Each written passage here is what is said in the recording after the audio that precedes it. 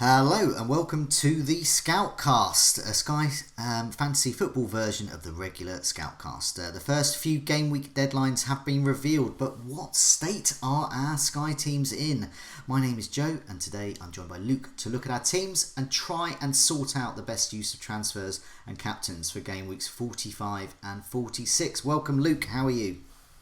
I'm very good, Joe. I've been keeping myself busy with Champman FPL and Yeah. obviously the launch of FPL the other day as well and Sky. It's a bit manic. Lots of planning going on. Well, Yes, attempting to plan. yes, suddenly there's lots for fantasy football managers to do, lots of Yeah. games launching. But of course, yeah, you mentioned Championship Manager. I've been playing the virtual FPL game as well, and it's been really handy during the lockdown to have something like that Mm. to keep us occupied. Although I'm doing disastrously virtually. Let's hope I'm going to do better in the real thing. Well, maybe. So let's start having a look at our teams. So I'll go first. Because I think for a lot of Sky managers, it's a case of what was my team? I've forgotten. And Yeah, so indeed. this is I'm in a fortunate or unfortunate position in I've got a main team and a second team, and they're drastically poles apart. So my first team is 629th, so I'm quite pleased with that rank. 8 transfers left, which I actually think is, compared to some, actually okay, but I've been seeing a few 9, 10, 11 floating around. I've got 2 players for game week 45, which we'll come to when we look at the fixtures. And I've also got Pereira to deal with. Pereira from Leicester is a long-term injury doubt. So that's the way my team's looking. I've got Henderson in goal, Van Dijk and Alexander-Arnold, Pereira, red flagged, Sionju, Barnes, Sarr, Fernandez. I've always forgot. I thought, have I got Fernandinho there? But yeah, Fernandez. Aguero, Jimenez, and Mane up front. So 8 transfers left. Transfers are very precious. So my initial thoughts for this are I'm going to use what little transfers I've got for real high impact captains, ones that are playing 2 or 3 matches compared to one, that kind of thing, and big heavy hitters. And I've got to replace the long term injury doubts. So Pereira, he's got a handy price rate point. He's about 8.5. So I've got a lot of flexibility there in a 4-3-3. And my immediate thought is someone like Grealish, perhaps. But I'll look into that. That's something to look into. Other issue for me, I like the look of Aubameyang a lot in the Sky game. I do not have KDB either. So one of Aubameyang and Ouch. KDB will come in. But I have Aguero. So I'll be pinning everything on Aguero Yeah. captaincy. Or I'd have that backup because a lot of people are going to be captaining KDB or Aguero, Aubameyang. So one of those is going to come in. And the reason I like Aubameyang, so I was looking at the fixtures coming up. So Aubameyang has City and Brighton. So he has 2 fixtures in game week 45. Then he goes on, and then he's at home to Norwich, and he's got Southampton as well. So he's got 4 fixtures coming up, compared to 3 great ones, 1 tricky one. While Mane, for example, so I've already got Van Dijk and Alexander Arnold. Mane could be surplus to requirements at the moment, and he could be quite handy. So Mane, over that period I've described for Aubameyang, with those 4 fixtures, 3 good ones, captainable for some of them as well. Mane has Everton and Palace, 2 fixtures, 1 good one. So I'll be banking on Aubameyang or KDB, but probably Aubameyang outscoring Mane over that period, and it's a precious use of that transfer. Then I can swap back Mane for Mane or Salah when they play City at the end of game week 47. So that looks tempting, and then just go with whichever I choose, Mane or Salah, for the duration, and not worry about Aubameyang again. So with that and Pereira, that's 3 transfers, and I've got 8 left, so that breaks it down to 5. So we only just started, so Yeah. that's the problem there. Before I have a look at my second team, because I'll just put that, I'll put your team up, your first one. So you've got 2 teams, but they're both quite close in points, or is one much better? They're within 30 points of each other. Okay, so the first one I'm going to put up really, because my second team is a 5,000th in the world, so there's quite a big gap, but yours are a bit closer together. So this is, I guess, your one that's ahead. And just for the benefit of those listening to the podcast, you've got Edison, Gomez and Van Dijk, Sionju, De Bruyne, I covet your De Bruyne, Richarlison, good one, Barnes, Grealish, Sarr could be handy, and you've got Vardy and Salah up front. So very different from mine. You've got, tell us how many transfers you got left, and what's your initial sort of plans for this? Yeah, I mean, just on that note, I've got 5 transfers left, which is disastrously low for what's happened now. I think those people who have, I mean, it's always good to have transfers in the bank, right? But the longer you hold on to them, when you get towards the end of the season, it's debatable how useful they are, because obviously you're only getting a few games out of them rather than a period of, say, a month or 2 months to get full use out of that transfer, if that makes sense. Yeah. So you've obviously got to keep them, but at the same time use them correctly. And for me, I think this pandemic has obviously caused all these games to be on these individual days, and therefore with Sky it's a really big deal, because obviously we look at captains, as you've just said. So to go in with 5 transfers for the rest of the season puts me in a very, very tricky position now. In fact, I'm probably going to have to not have the luxury of some of the moves you talked about there, which sounded very, very good, and I'm very, very jealous of. And I think what I'm probably going to have to do is just sometimes roll with suboptimal captains, sometimes miss a captain day potentially, because if I was to use 2 or 3 tactical swaps in this first sort of month, any injury, Liverpool win the league, there's so many different scenarios where I end up with 9 players for the rest of the season or something. So it is very, very tricky. However, on my team, I don't think I've done that badly out of it. I looked through the game days and I was pretty happy. My biggest concern is the fact that I've got no Manchester United, so I've got no Fernandes. And as we know, the moment he touched into the Premier League, he's basically been gold in Sky. However, I can fix that with Richarlison to Fernandes for 1 swap. So I think for this team, that is going to be my 1 swap over this period. Okay. I can't remember exactly when their game is. I think it's pretty soon on, isn't it? They play Spurs, Friday the 19th. So I don't have any captains for that day in this team. So it makes sense for me, unfortunately, to take Richarlison out, as he's the only one who's around his price level, and then bring in Fernandes, who will then obviously give me a captain option later for Manchester United as well. I really don't want to lose Richarlison because he's been so good in Sky. And although his games aren't great, he's the 2nd highest scoring midfielder. It basically goes De Bruyne at like 200 points. He's got Richarlison at like 170, I think it is roughly, 30 points behind him only. And then there's a massive drop-off again of 30 points before you start looking at some of the other names. So he is a key player, and I really don't want to lose him. But I don't think I've got much choice. I have to if it's going to cover that at Manchester United, and Fernandes can be so popular. So I think that's basically my move for that team. And the rest of them, I'm just going to have to ride with suboptimal captains. We talked about it just before we started. I think Monday the 29th is Palace versus Burnley. I think that game, I'm hopeful I can give that one a miss. And I think a lot of people will be in the same boat. I mean, unless you've got Pope in your team or maybe a Van Arnold or something, then you're probably going to give that one a miss, I would have thought. I think, so just remind myself my team again. Yes, I do have Henderson there. Just go back to your team again.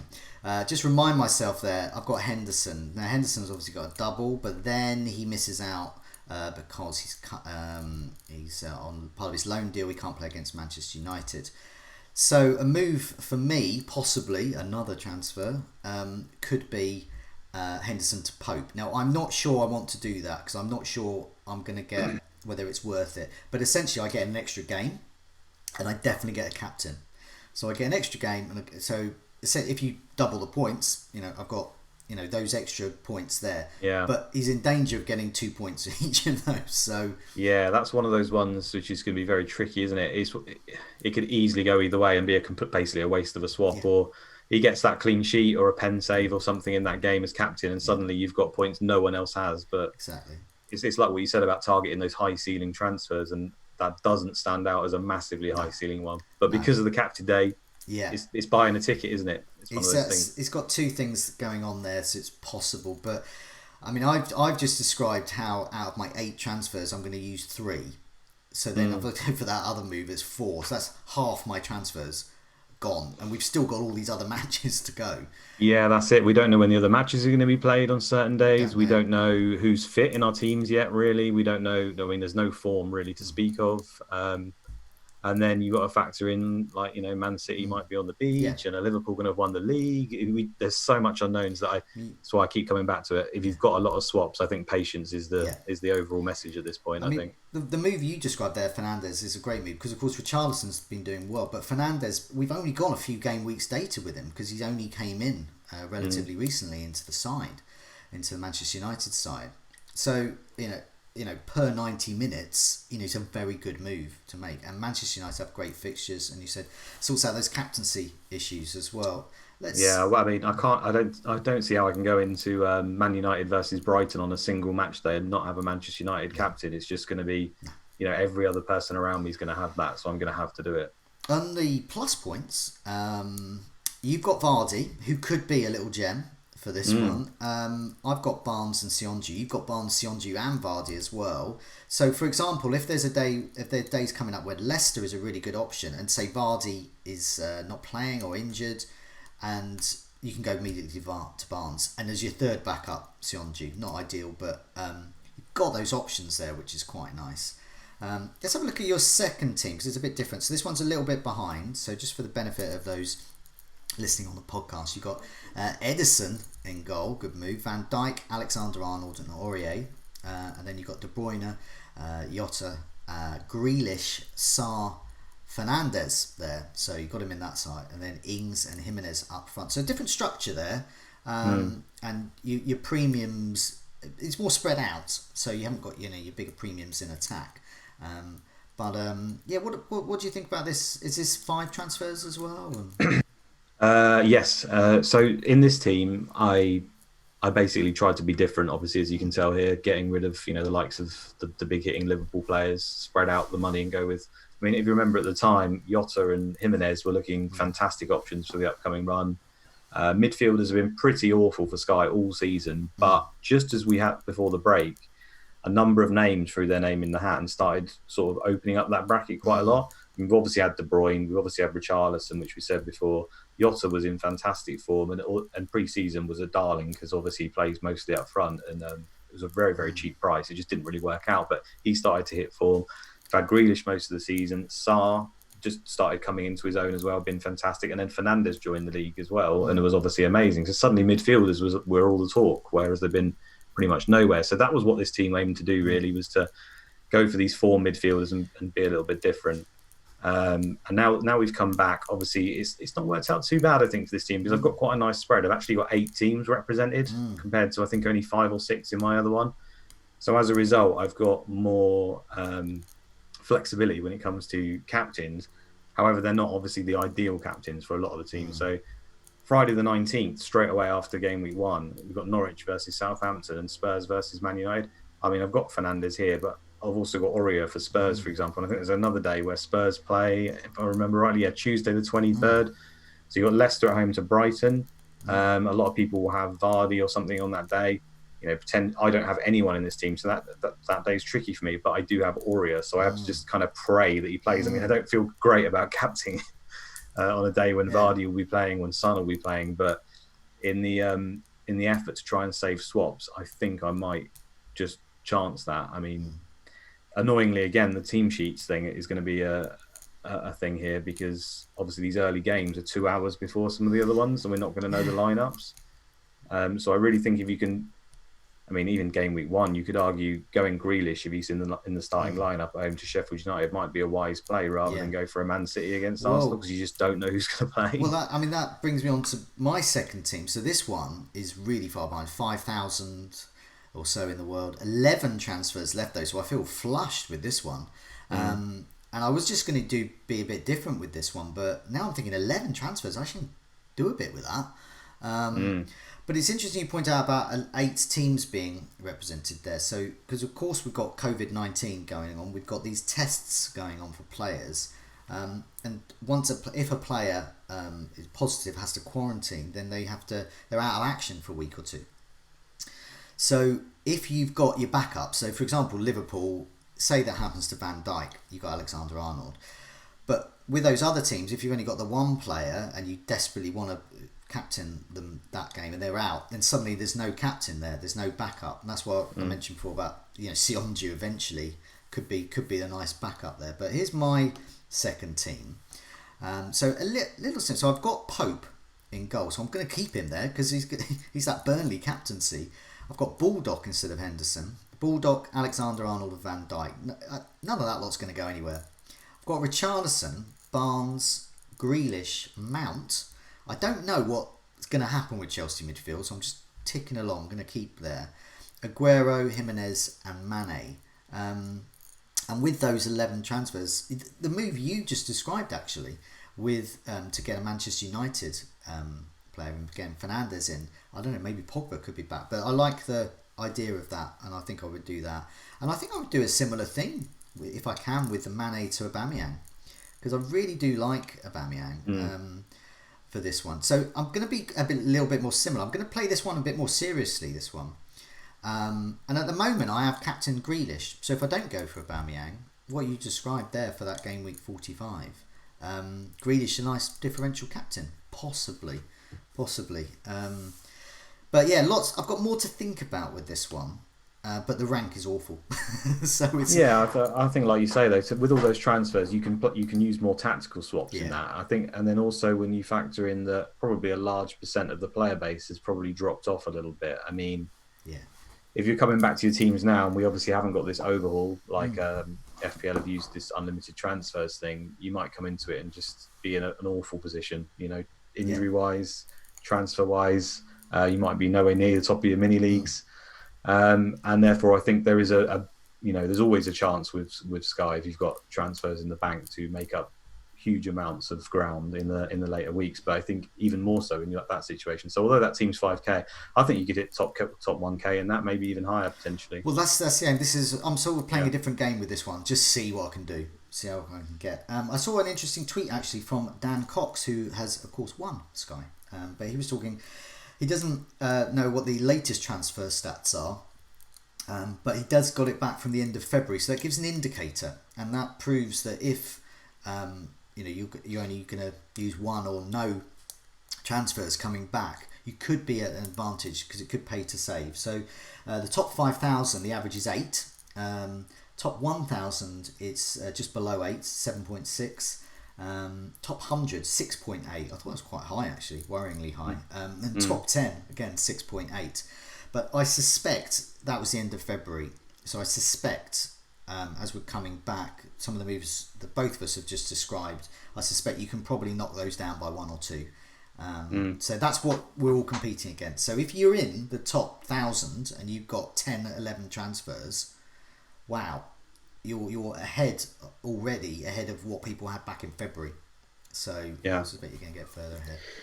Indeed, and a lot of our teams, like we've listed some of the people there, like Barnes and Sarr and stuff like that.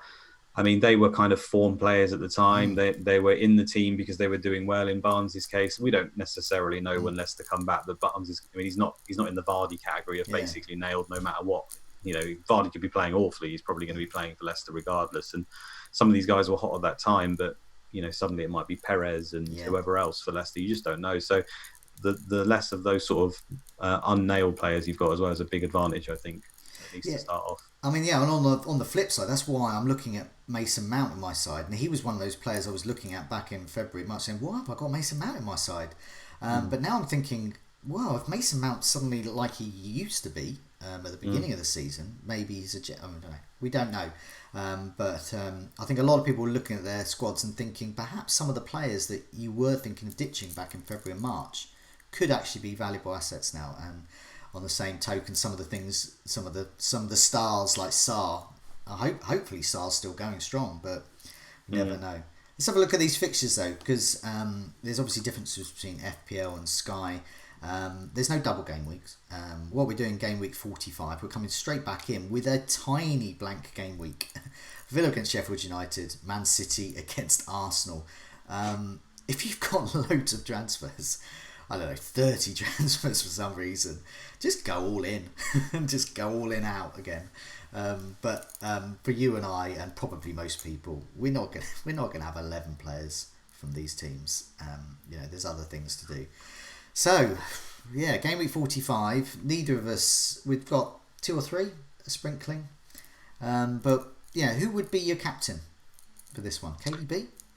I mean, Man City at home, you're always looking at KDB, aren't you? Yeah, Obviously, Aguero as well is fantastic if we know he plays, but it's the same yeah, old thing with him. We're going to have to rely on a bit of press conference information, I'd imagine, yeah, on that one. Well, yeah, that's a bold statement as well yeah, when it's Pep. yeah, But yeah, it's like one of those ones when we come to the lineup, and if I see Grealish is in there and the Aston Villa team looks strong, there will be a slight temptation just to go with it because we talked about this 5 sub things as yeah. well, and with Man City, and you just think the fitness in general, is he going to want to blast KDB for 90 minutes straight away off the bat? I just don't know.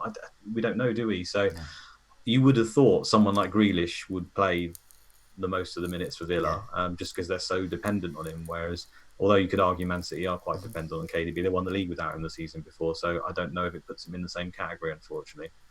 Yeah. But then what are Man City playing for in the league? There's so many angles to play this. Do they care? Do they just run Kevin De Bruyne into the ground now? You just don't know. I mean, I'm Kevin De Bruyne less. He's going to be a very popular captaincy option. Like a defensive move is just get him in, but it's that Aubameyang move that I described. But I think for me, my captain would be Aguero, the legend of all fantasy football, the hat-trick man over the years. Yeah. He could get me 2 points. He could get me 1 million. I don't know. I'm just going to go all in. It's that time of the season. Aguero. Well, I like that move. Aguero's probably got the highest ceiling of any player on this day, hasn't he? So yeah. Definitely. So I'll just bring in a question, actually. We've had a few questions in the community, but Stats Don't Lie was saying that I've noticed we're not getting another overhaul. So no overhaul for everyone. No unlimited transfers. New format with daily fixtures makes the captaincy particularly important. He's talking about the extra... Got loads more captaincy days. Lots of midweek games. Lots of... Pretty much football every day. However, I'm not set up for that, he says. How do we intend to navigate that? 9 fixtures left, 9 sets of games. It's different in that in Sky. We've got lots and lots of football to go.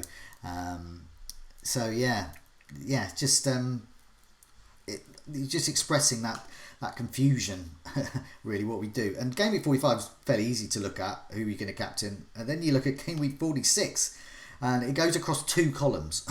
I couldn't fit it all into the screen. There's too many. So we're going all of the weekend and then the midweek fixtures as well. So when you're looking at all of those, then you start thinking about captaincies, because I'm looking at that. Well, 1, 2, 3, 4, 5, 6. So we've got 7 captaincy days there. So looking at that lot, who are your captains? I guess reel off your captains for each. You don't have to go through and name every fixture, but just on each of the days, who would your captain be? Okay, so on Saturday, the 20th, is very likely to be Vardy in my main team anyway. They're playing Watford. Yeah. So I don't have Aubameyang, otherwise it would probably be him. 21st, I've still got Salah in my team, so that's just an obvious one. I know it's a derby, but one of the best players in the game, right? So I think I just have to go with that. On the 22nd, Man City versus Burnley, that's going to be De Bruyne for me. Again, if you've got Aguero, maybe even better. And then are we moving any further forward, Joe? Sorry, I can't see the fixtures, or is that... Yeah, so, Game Week 46 is so mammoth. Yeah, we've got to keep moving forward. Tuesday, Wednesday, Thursday, haven't we? So it's Tuesday, Wednesday, Thursday. Okay. Tuesday, Leicester, Brighton, Spurs, West Ham. So I think so mine will be Vardy again on that day. I think Son would be fantastic as well if you could get him for that game. But again, that's a vanity move for me. Yeah. Wednesday the 24th is Fernandes stands out straight away, home to Sheffield United, and also because I'll have Salah home to Palace, so I've got a bit of a choice there. You can even argue Jimenez home to Bournemouth as well. Actually, I think they're all pretty good ones. And then the 25th is tricky. I think Aubameyang is basically the standout by quite a way there. Man City playing away, Chelsea at home. Don't really fancy either of those. I think Aubameyang is clearly the standout. I don't have him, so mine will be De Bruyne probably. Yeah, so going through my captain, so I'll probably be removing Mane. So that plum Liverpool fixture you just talked about, I think I'll go in that with Van Dijk. And we've seen so often in Sky that Van Dijk has outscored every other Liverpool player because he just turns up, points, does his stuff, defends a bit, points. And if he scores, well, mega points. I think he's now the highest scoring player in the game again, if I remember rightly. Yeah, again, ridiculous. So they're the differences between FPL and Sky coming through there. So with me looking through the fixtures, game weeks 46, Norwich, Southampton, Spurs, Manchester. I've got Fernandes, so that's it, easy one. Fernandes away to Spurs, and then we move on to Watford, Leicester. So Barnes against Watford, Wolves against West Ham. So Jimenez probably there, but then I've got Aubameyang against Brighton. So I think Aubameyang might be the one. So that makes me more Aubameyang-y. And then we move on to the Sunday. Looking at that, it's a tricky. Grealish against Chelsea, possibly, or a Sheffield United defender for me, or Van Dijk in Everton. But I don't know about that one. Derby's tough to call that one. But yeah, maybe Van Dijk. And then we move on to the Monday. Man City's Aguero against Burnley. Leicester have Barnes again for me. So for those who don't have Vardy and you have someone like Barnes, go for it, I think. So I'm pinning my hopes on Barnes there. I'll have Sionju as a backup. And then we'll move on the Wednesday. Manchester United against Sheffield United. Yeah, for me, it has to be. I think Fernandes again. Although Van Dijk against Palace is a really good option. And as you mentioned there, Jimenez. And then we move Jimenez against Bournemouth on that Wednesday, 24th. And then Thursday, 25th. I've got Aubameyang. Is one I want to. I keep mentioning the name because I think he's looking really key player for these fixtures. By the same token, I think Lacazette could be an interesting differential. Quietly racks up goals and assists, so it could be an option there. This was absolutely huge. This game week here, 46. We're going to be back again.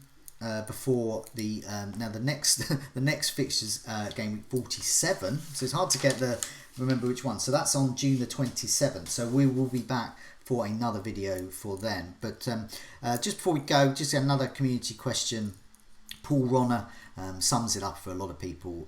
I've got 9 transfers and just 2 players in game weeks 45. So a lot of people are going to be, want a temptation to use their transfers really quick. But 9 transfers, I think he could get a bit of extra. Bit of extra Arsenal or Man City in there. I'd still just, my personal approach is still going to be for that patience, because we still haven't seen a lot of these games rearranged for individual days where we might need them later on, and we don't really know what the level of football is going to be. I think straight out of the block for some of these teams. So, we might get a really good gauge. I think after the first games when we have Villa, Sheffield, and Man City, Arsenal, it might tell us quite a lot about what standard the general players are going to be in, because they all trained to the same level just before they went off, and they've been off for the same period. So you can kind of throw a blanket over it and assume that they're very, very close. Just you said lastly before we go, Joe, I was just going to say I went through the captain days that we've got so far, and I think if you're in a position like me where you've got hardly any transfers, you just want to really look through and see the ones where there's just a really obvious captain day that you want to target.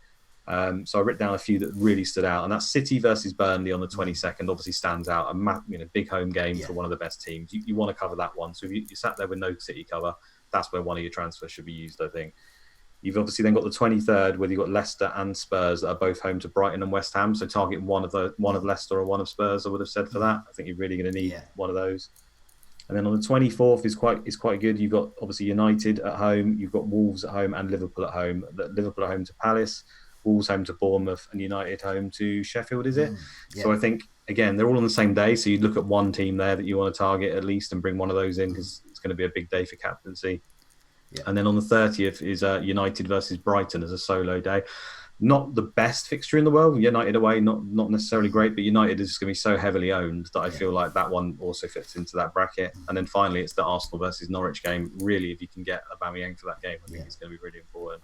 So I think if you just pick out those 4 or 5 games, and then when they reintroduce the fixtures as well, and we look at it, just try to ignore the fluff, really, and just think these are the days where there's going to be massive ceiling games with high owned players, and you just have to look at those ones, I think. Yeah, I think that's really useful as well, because it's that common theme there is you've got to have a good captainable City player.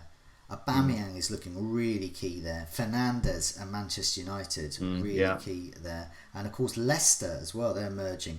So some of those other teams that we went in on before the break in play. Like Wolves, for example, or Southampton, less important. They're nice to have. They're like, not going to knock having Jimenez at all. I'm very pleased to have him. He's going nowhere. But at the same time, he's not essential. There aren't. I think there's only one day where I'm considering captaining him, and I may not even do that. So yeah, I think that's really useful what you just gone through there. We'll hopefully do a similar thing with game week 47, and then might also better chat.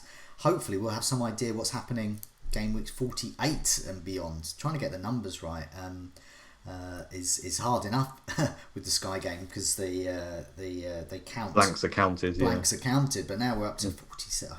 Who knows what we'll get up to? But for now, Luke, thanks so much for joining me. That's been really useful, and hopefully it's been useful for all those other Sky managers out there looking back at their team and worrying about how many transfers they got left. But for now, Luke, thanks a lot. Thanks, Joe. See you next time. See ya.